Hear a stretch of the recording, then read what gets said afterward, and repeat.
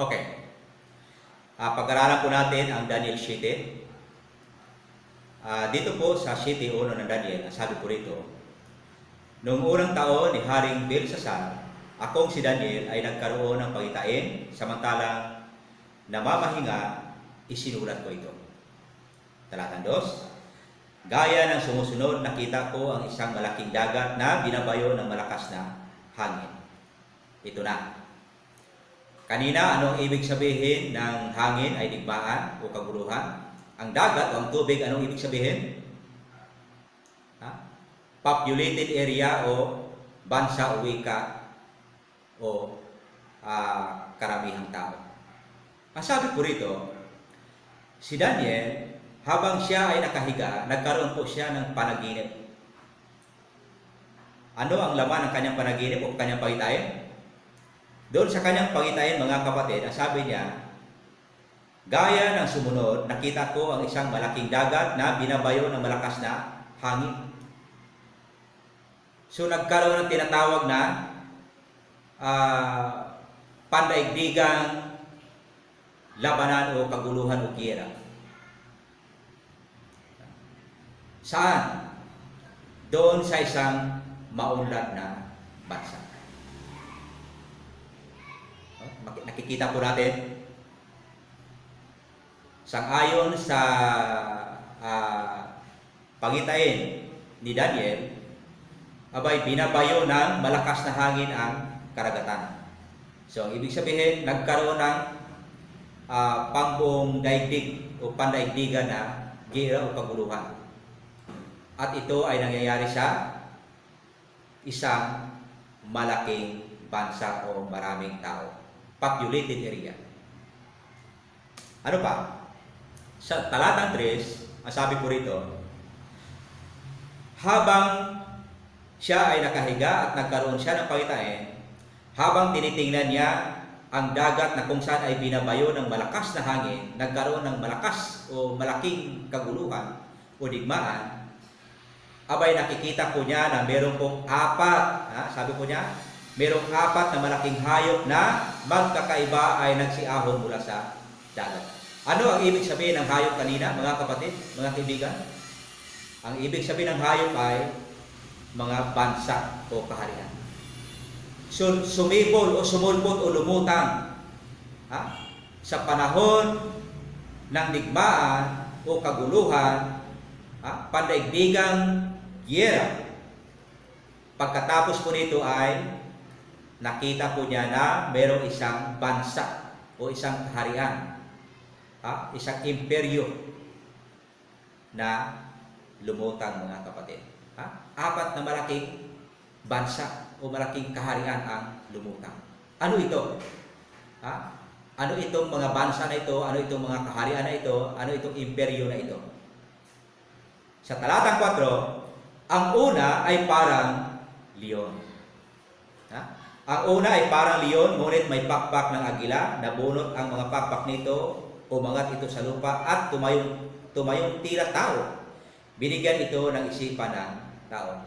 So nakita ni Daniel sa kanyang pangitain, habang sa panahon ng kaguluhan, digmaan, giyera, abay meron pong sumibol o lumutang na 4 na imperyo, 4 na kaharian. Ang una ay parang leon na may pakpak. Alam po ninyo, mga kapatid, ito po ang Daniel 7, ito ay parallel ng Daniel 2, na kung saan si Haring Nabucodonosor naman ay nagkaroon ng pangitain o panaginip. Ang laman ng kanyang panaginip ay nakakita siya ng isang malaking larawan o bulto, na ang ulo ay ginto. Ang dibdib ay silver. Tapos ang balakang ay tanso, ang paa ay bakal, at yung binti ay magkahalong bakal at puti. So sangayon sa pag-aaral, sangayon sa banal na kasulatan, ipinaliwanag ni Daniel ang kahulugan ng panaginip ng hari.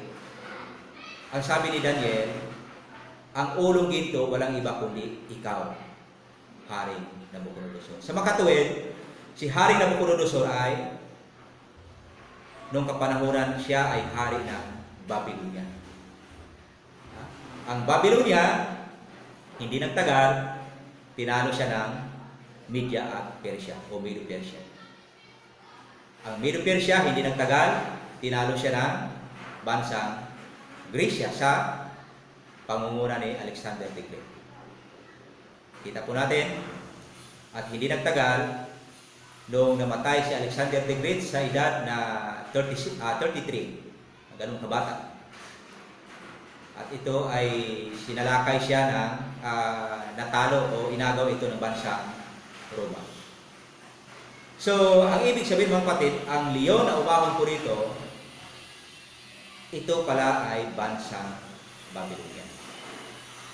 Ang unang hayop o ang unang imperyo, pagkatapos ng digmaan, walang iba kundi ang imperyo Babylonia. At ito ay taong 605 hanggang 538 BC. Tumagal ito ng halos 67 years. Ganong katagal ang paghahari ng bansang Babylonia. Bakit ang sabi po rito? Merong isang ang hayop na nakita ni Daniel, ito ay animo o parang leon. Parang leon, hindi talaga leon, pero sabi niya parang leon na merong pakpak ng agila. Ano ang ibig sabihin ng pakpak? Dito kung basahin po natin ang Deuteronomio 28 talatang 49, ang sabi po rito, ipalulusob niya kayo sa isang bansa mula sa kabilang panig ng daigdig. Ang bansang ipapadala niya ay simbilis ng agila sa pagsila ng kaaway. So ang ibig sabihin pala ng pakpak, ito ay may kahulugan na mabilis na pananakot. Swiftness. Kaya pala ang isang leon ay mayroong dalawang pakpak na agila. Ano pa? Habang tinitingnan po niya mga kapatid ni Daniel sa kanyang pangitain o sa kanyang pangitain, ang sabi niya sa talatang 5, ang ikalawa naman ay mukhang uso. Sabi, ang una ay mukhang leon o parang leon. Ang ikalawa ay parang uso. Ang dalawang paa lamang nito sa huli ang inilalakad at may kagat pang 3 tadyang. May tinig na nag-utos dito, sige, magpakasawa ka sa karne. Nakita na naman ni Daniel sa kanyang pangitain. Ang sabi niya, mayroon na namang hayop na umahon mula sa dagat na ito ay parang uso. Na kung saan ang uso ay mayroong kagat-kagat na 3 tadyang sa kanyang mga labi. Ano ang ibig sabihin nito mga kapatid? Pagkatapos ng Babylonia, ito ay tinalo ng imperyo ng Media at Persia o Medo-Persia. Ang Babylonia, ang Babylonia po ay naghari ng 605 hanggang 538 BC. Ang uso naman o yung Medo-Persia naman, ito ay mula 530 hanggang 331 BC. So umabot ang kanyang paghari ay tumagal ng halos 207 years. Ganun katagal. Ano ang ibig sabihin mga kapatid ng tadyang o ribs na kanya pong kagat-kagat sa kanyang labi? Sabi po rito, ang 3 tadyang na kagat-kagat ng usong ito sa kanyang labi, ito ay kumakatawan sa bansang Babylonia, Lydia at Egypt. Sapagkat nung sinalakay ng Medo-Persia ang Babylonia, hindi lamang ang Babylonia ang kanilang natalo. Bagkos pati ang Lydia at Egypt mga kapatid. Tinalo din ito ng Medo-Persia. So yun ang ibig sabihin ng 3 tadyang na kagat-kagat. Ano pa mga kapatid? Pangatlo. Anong pangatlong hayop? Dito, ang pangatlong hayop na nakita ni Daniel sa kanyang pangitain, maya-maya, pagkatapos no, meron na naman siya nakita na isang hayop na parang leopardo. Parang leopard. Ang sabi po rito, ang ikatlo ay kawangis ng leopardo. Ito ay may 4 na pakpak sa likod at 4 na ulo. Pansinin po natin, mas kakaiba ito. Mas delikado ito, mas nakakatakot ito sapagkat ang nakita niyang hayop na parang leopard, ito ay mayroong 4 na ulo at 4 na pakpak. Anong ibig sabihin ng pakpak? Ito ay mabilis na pananakot. So kung ang babilo niya ay mayroong 2 pakpak ng agila, so ito ay mas mabilis sapagkat ang pakpak po nito ay 4. Ano ang ibig sabihin dito mga kapatid? Pagkatapos ng Medo-Persia, ayon sa kasaysayan, ito ay tinalo ng bansang Gracia. So, ang ibig sabihin, ang leopard na mayroong 4 na pakpak at 4 na ulo, ito ay kumakatawan sa bansa o sa imperyo ng Gracia. Na kung saan, ang nanguna po rito, walang iba kundi si Alexander the Great o si Alejandro Dakila. Kailan ito? Ang paghari ng Greece ay mula noong 331 hanggang 168 BC. So bakit merong 4 na ulo mga kapatid, mga kaibigan? Ang leopard ay merong 4 na pakpak at 4 na ulo. Ang sabi ko rito, ang 4 na pakpak ay simbolo ng mabilis na pananakop ni Alexander the Great. Halos nasakop niya ang buong mundo sa loob ng 12 taon. Kaya naman pala na ang leopard na nakita ni Daniel na umahon mula sa dagat ay mayroong 4 na pakpak sapagkat ito pala ay simbilis ng kanyang pananakop. Halos 12 taon lang, halos nasakop po niya ang buong mundo. Ganun kabilis. At yung 4 na ulo naman mga kapatid, ito po ang kahulugan. Si Alexander the Great namatay sa edad na 33. Ganun kabata. At pagkatapos noon, nung siya ay namatay sa edad na 33, ang kanyang imperyo, ito po ay hinati ng kanyang 4 na general. Sino? Si Cassander, Lysimachus, Seleucus, at Ptolemy. So ito pala ang ibig sabihin.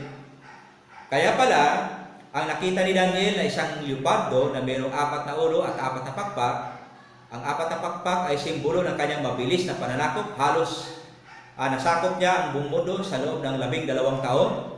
At pagkatapos noon, nung siya ay namatay sa edad ng 33, ang kanyang imperyo ay hinati ito ng kanyang 4 na general. Sino? Si Cassander, Lysimachus, Seleucus, at Ptolemy.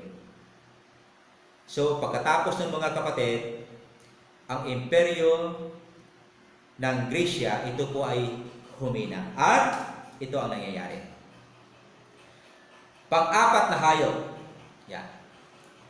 Dito po medyo interesado po si Daniel. Bakit? Sapagkat ang sabi po rito, pagkaraan nakita ko ang 4 na hayop, nakakatakot.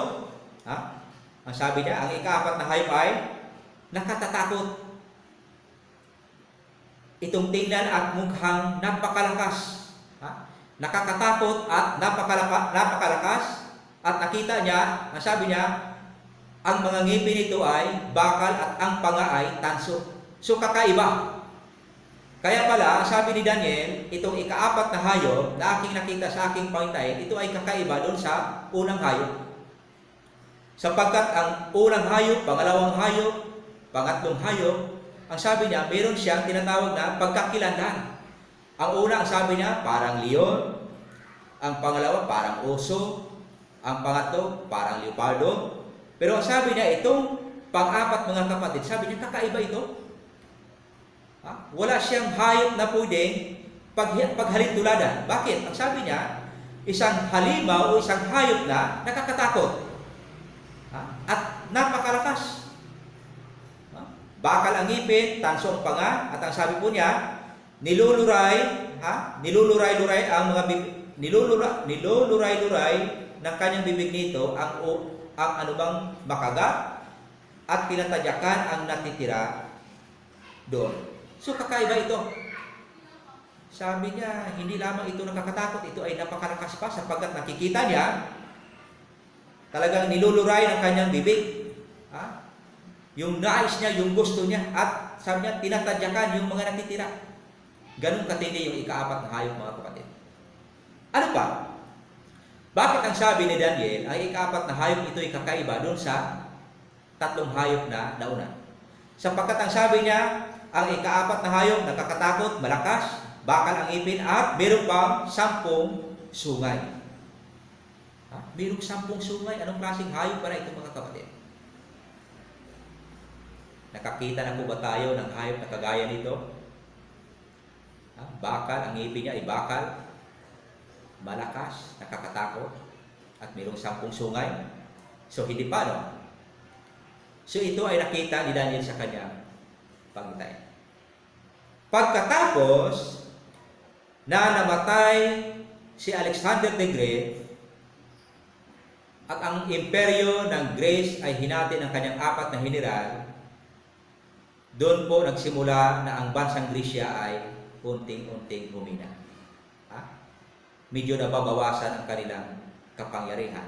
At hindi nagtagal, nagkaroon ng pagkakataon na ito ay tinalo ng bansang o imperyo ng Roma. So ang sumunod sa bansang Gresya, ayon sa history, o ayon sa kasaysayan, walang iba kundi ang imperyo ng Roma.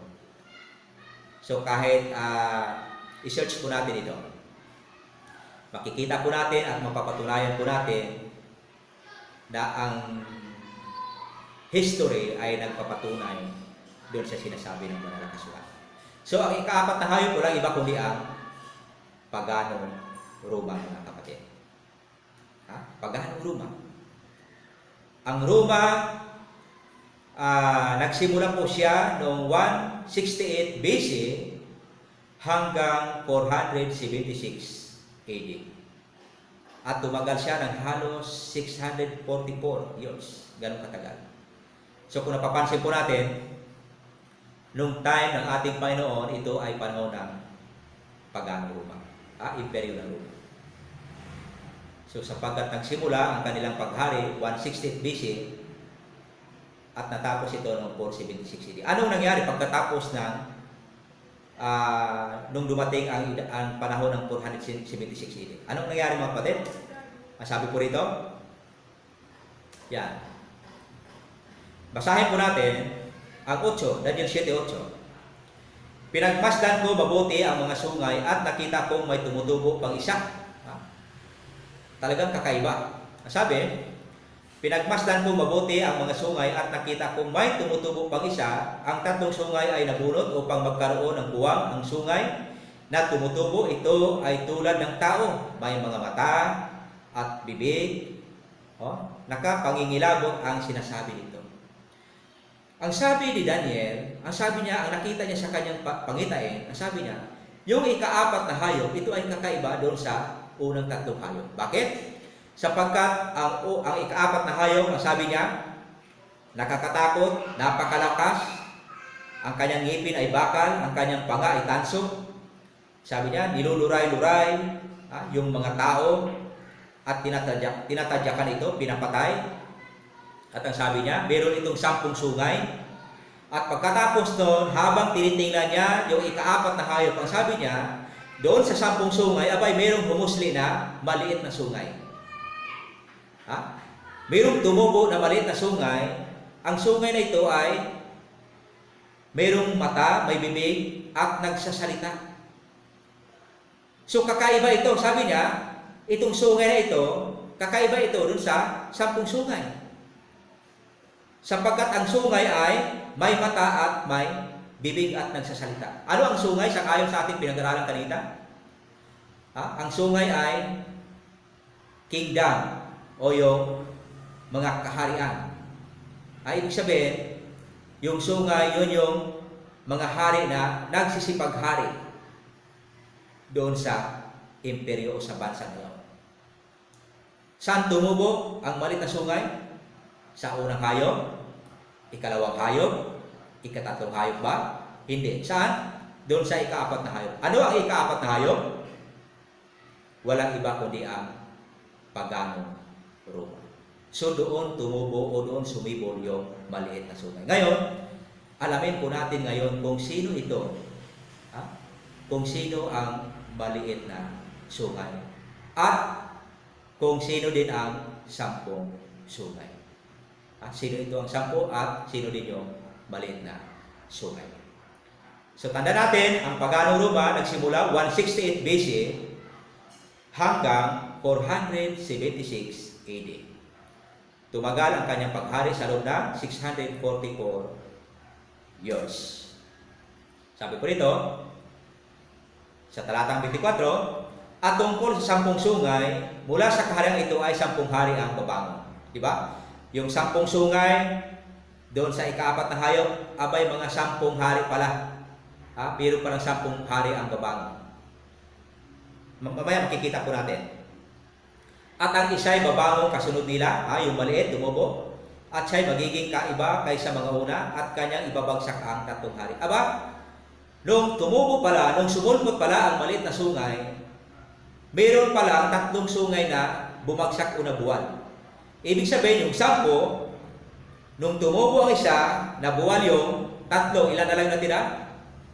7. 7 sapagkat sumulpot po yung isang sungay na maliit. So napakatindi ito, makapangyarihan ito. Ang sabi pa nga nila, ang sabi ni Daniel sa kanyang pagitain, nakakatakot. Ang sabi, small but terrible. Ibig sabihin, maliit siya. Ibig sabihin, kung ang sungay ay bansa o mga hari, ibig sabihin, itong maliit na sungay ay isang kaharian din o isang kingdom din. Makikita natin kung sino ito mamaya, ang maliit na sungay. Ito mga kapatid, pagkatapos ng ang bansang Roma, nagsimula siya ng 168 BC hanggang 476 AD. Pansinin po natin, ayon sa history o ayon sa kasaysayan, wala na pong bansang bumangon upang talunin siya. Wala na. Bagkus ang bansang Roma o ang imperyo ng Roma, ito ay noong panahon ng 476 AD, ito ay nahati sa 10 tribo. Ito ay nahati sa 10 tribo. Ibig sabihin, nahati po ito. Nagkawatak-watak po sila. Sino ito? Ito po ay una, Alemanni, yung Burgundians, yung Franks, yung Lombards, Saxons, yung Suebi, Visigoths, Heruli, Ostrogoths, and Vandals. So ito po yung 10 pala. Pagkatapos pala noong 476, nagkawatak-watak ang imperyo ng Roma at nagkaroon ng tinatawag na divided Europe. Divided nation o divided Europe. Ano ito? Ito po yung Alemanni, Burgundians, yung Franks, Lombards, Saxons, Suebi, Visigoths, Heruli, Ostrogoths, and Vandals. Sa ngayon naman, yung Alemanni, meron po siyang modernong pangalan. Ang Alemanni ay Germans. Tandaan po natin. Doon po sa mga kaibigan natin na nakatira ngayon sa bandang Europa. So, alam po nila yan. Yung Alemanni ay Germans. Yung Burgundians ay Swiss. Yung Franks, ito yung French o yung Pransya. Yung Lombards, ito yung Italians o Italy. Yung Saxons, ito yung English. Yung Suebi, ito po yung Portuguese. Yung Visigoths, ito yung Spanish. Yung Heruli, extinct. Bakit extinct? Bakit nawala? Bakit burado? Bakit wala siyang modernong pangalan? Yung Ostrogoths, ito yung extinct din. Ibig sabihin, wala siyang modernong pangalan. Ang Vandals, wala din siyang modernong pangalan. Bakit kaya mga kapatid? Bakit kaya mga kaibigan? Sapagkat yung 7 ay meron po siyang modernong pangalan, pero yung 3, yung Heruli, Ostrogoths, at Vandals ay wala. Sapagkat ang sabi kanina, pansinin po natin, habang tinitingnan ni Daniel yung ikaapat na hayop na mayroong 10 sungay, maya-maya mayroon pong sumibol na maliit na sungay na may mata at ilong at bunganga at nagsasalita ng mga dakilang bagay laban sa kataas-taasan. Nung siya ay sumibol, mga kapatid, nabuwal naman yung 3 sungay. Yung 3 tribo. Yung 3 mga kaharian ay nabuwal ito. So, ibig sabihin, nung sumulpot o nung sumibol ang maliit na sungay, yung Heruli, Ostrogoths at Vandals, ito yung 3 sungay o 3 mga hari na nabuwal pagkatapos na sumulpot o sumibol ang maliit na sungay. Ngayon, alamin natin kung sino itong maliit na sungay, mga kapatid. Malalaman natin ngayon kung sino ang maliit na sungay, sapagkat ang sabi, nung sumibol, nung sumulpot ang maliit na sungay, agad namang nabuwal yung 3 sungay. So, alamin po natin ito, mga